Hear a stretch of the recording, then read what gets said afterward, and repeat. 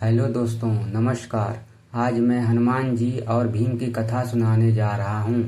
हनुमान जी का जन्म त्रेता युग में हुआ था और वे श्री राम के समकालीन थे और वे भगवान राम के परम भक्त थे और लंका युद्ध में श्री राम का साथ देकर माता सीता को लंका से मुक्त करवाया और युद्ध में विजय प्राप्त की। इसी प्रकार भीम का जन्म द्वापर युग में हुआ और श्री राम कृष्ण के समकालीन थे। भीम भी महाबलशाली योद्धा थे।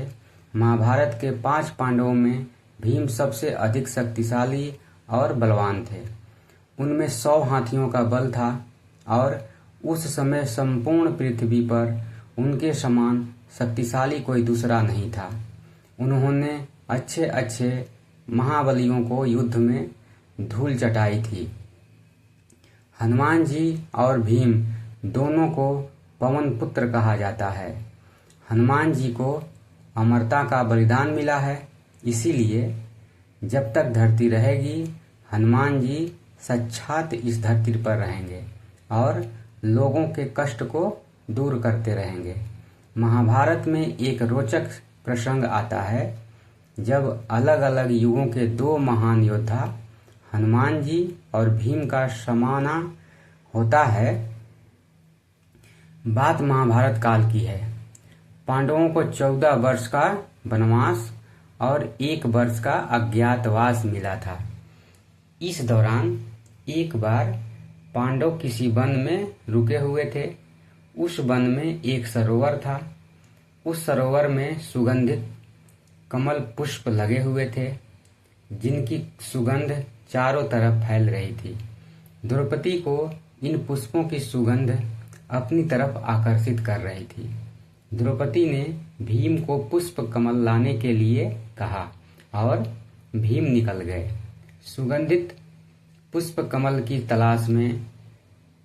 तभी रास्ते में उन्हें एक बूढ़ा वानर मिला जो लेटा हुआ था और उसकी पूंछ रास्ते में फैली हुई थी।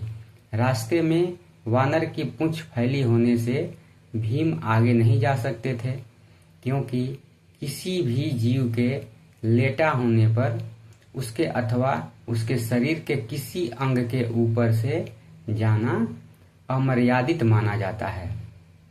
आपने रास्ते में बानर की पूंछ देखकर भीम ने बानर से अपनी पूंछ हटाने के लिए कहा। भीम की बात सुनकर बानर बोला, भाई, मैं तो राम का भक्त हूँ। राम जी की कृपा से यहाँ लेटा हुआ हूँ। आप चाहें तो मेरे या मेरी पूंछ के ऊपर से जा सकते हैं। भीमसेन को बानर की बात पसंद नहीं आई और उन्होंने गुस्से में बानर से अपनी पूंछ हटाने के लिए कहा। भीमसेन की बात सुनकर बानर बोला, भाई, आप तो पृथ्वी की सबसे शक्तिशाली व्यक्ति हो, आप ही मेरी पूंछ हटा दो। भीमसेन ने बार बार बानर से अपनी पूंछ हटाने के लिए कहा और बानर ने भी बार बार यही उत्तर दिया। अंत में क्रोधित होकर भीम ने बानर की पूंछ को अपने एक हाथ से उठाने का प्रयास किया, परंतु वह बानर की पूंछ हिला भी नहीं सके।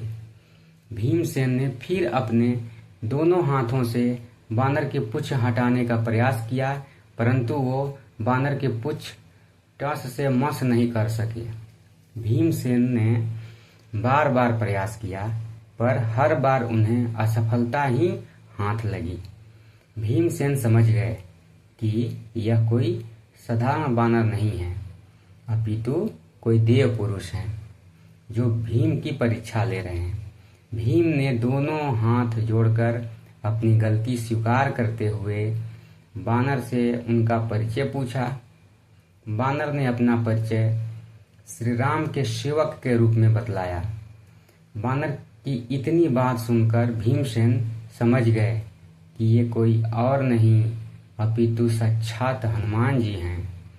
भीमसेन ने हनुमान जी को प्रणाम करते हुए कहा, क्षमा करें हनुमान जी, मुझे अपनी शक्ति का झूठा अभिमान हो गया था। आपने मेरे अभिमान को तोड़ने के लिए यह लीला रची है। कृपा कर आप मुझे अपने असली रूप में दर्शन दें। भीम की बात सुनकर हनुमान जी ने अपने असली रूप में आकर अपना विशाल रूप दिखलाया। हनुमान जी ने भीम से कहा, हम दोनों ही पवन पुत्र हैं, इसीलिए तुम मेरे छोटे भाई भी हो। यही कारण है कि मैं तुम्हें बार बार भाई कहकर संबोधित कर रहा था।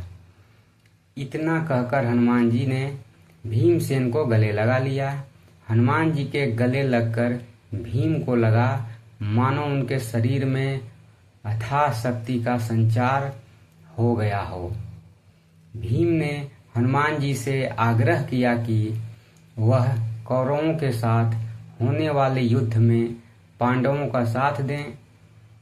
जिस पर हनुमान जी ने कहा, जिस युग से मैं हूँ वह युग दूसरा था, उसमें मैंने श्री राम के लिए कई युद्ध किए थे। अब यह युग दूसरा है, यहाँ मेरा युद्ध करना सही नहीं है, इसीलिए मैं युद्ध में शामिल नहीं हो सकता, परंतु युद्ध में पांडवों के रथ की ध्वजा पर हमेशा वास होगा।